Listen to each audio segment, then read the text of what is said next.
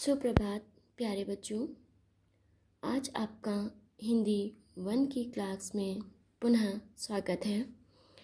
बच्चों, आज मैं आपको फिर से पाठ 10 का भाग 2 पढ़ाऊंगी।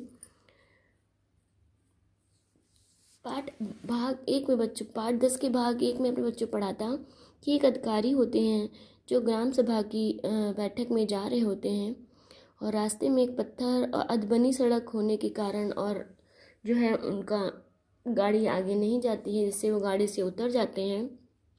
फिर वो देखते हैं कि रास्ते में एक पत्थर पड़ा हुआ है, तो वह देखना चाहते हैं कि कौन इस पत्थर को हटाता है। तो उसके लिए वो क्या करते हैं, वह एक पेड़ के पीछे छिप जाते हैं, पेड़ की आड़ में हो जाते हैं।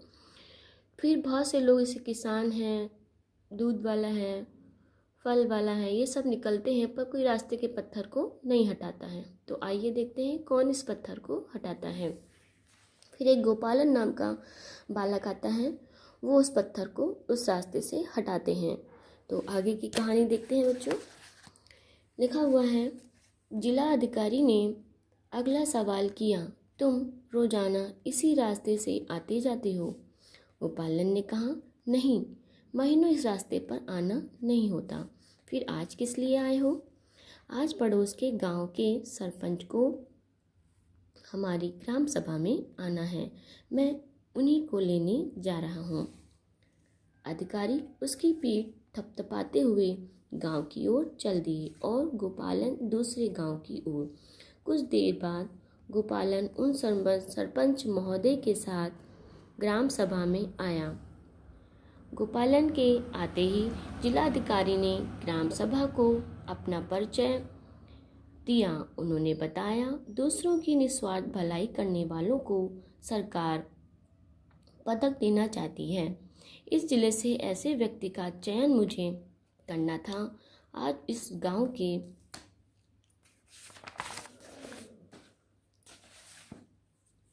रास्ते में मुझे यह व्यक्ति मिल ही गया जो अपने जिले के लिए पहला पदक पाएगा।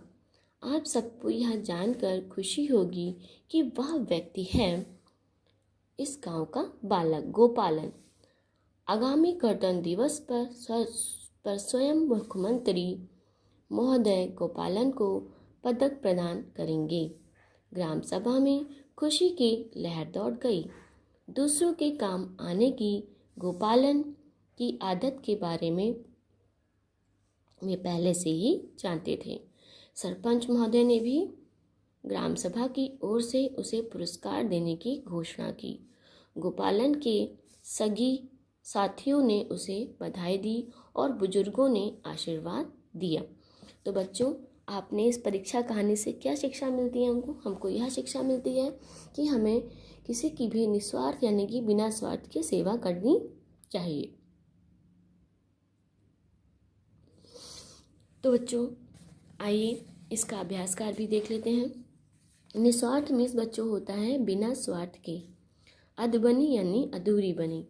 ग्राम सभा गांव के लोगों की सभा। सहायता यानी मदद। प्रशंसा यानी तारीफ। बेध्यानी बिना ध्यान दिए। बुजुर्ग बूढ़ा। आगामी आने वाला। अब बच्चों देखिए, जिला मौखिक प्रश्न देखते हैं। जिला अधिकारी को किसकी पहचान करनी थी? जिलाधिकारी को निस्वार्थ सेवा करने वाले व्यक्ति की पहचान करनी थी। जिलाधिकारी कहाँ जा रहे थे? ग्राम सभा में जा रहे थे। किसान ने पत्थर देखकर क्या किया? किसान ने पत्थर को देखकर अपना खुद भी किनारे हो लिया, तो अपने बैलों को भी किनारे से करके निकल गया था। दूध वाले के साथ क्या होता? उसका दूध सारा गिर गया था। अब बच्चों हम रेगिस्तान की पढ़ेंगे, भरेंगे इसको। रेगिस्तानों को भरिए। लिखा हुआ रेगिस्तान को भरेंगे। एक जिलाधिकारी थे, उन्हें जिले के सबसे भले आदमी की पहचान करनी थी। फिर से देखेंगे बच्चों। एक जिलाधिकारी थे, उन्हें जिले के सबसे भले आदमी की पहचान करनी थी। गांव की सड़क डैश थी, अधबनी।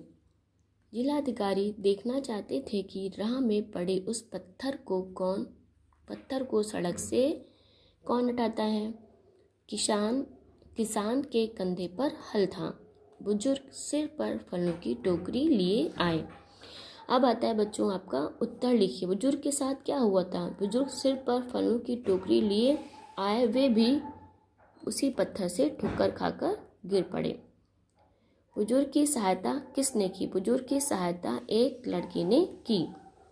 जिलाधिकारी ने गोपालन से क्या पूछा? जिलाधिकारी ने गोपालन से पूछा कि तुम रोजाना इसी रास्ते से आते जाते हो। गोपालन को कौन सा पुरस्कार मिला था और क्यों? गोपालन को पदक मिलने वाला था क्योंकि निस्वार्थ दूसरों की सेवा करना था।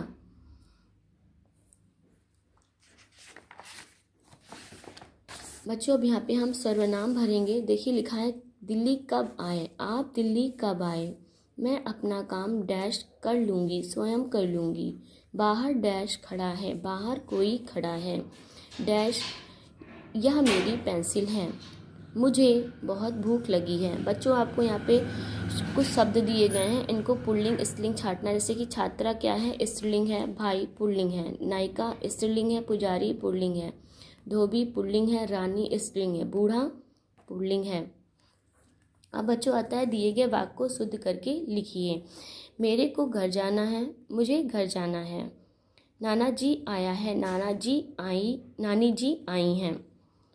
तुम्हारे को मेरी पुस्तक लौटानी है, मुझे तुम्हारी पुस्तक लौटानी है। हमारे को अच्छे काम करने चाहिए, हमें अच्छे काम करने चाहिए। मामी हमारे लिए, बच्चों आपको देखिए यहाँ पे है या है का लगाना है। मामी हमारे लिए खिलौने लाती हैं। प्रमा बाहर खेल रही है। सारा सामान उठाना है। यहाँ बहुत मच्छर हैं। तो बच्चों ये आपका अभ्यास का भी यही समाप्त होता है।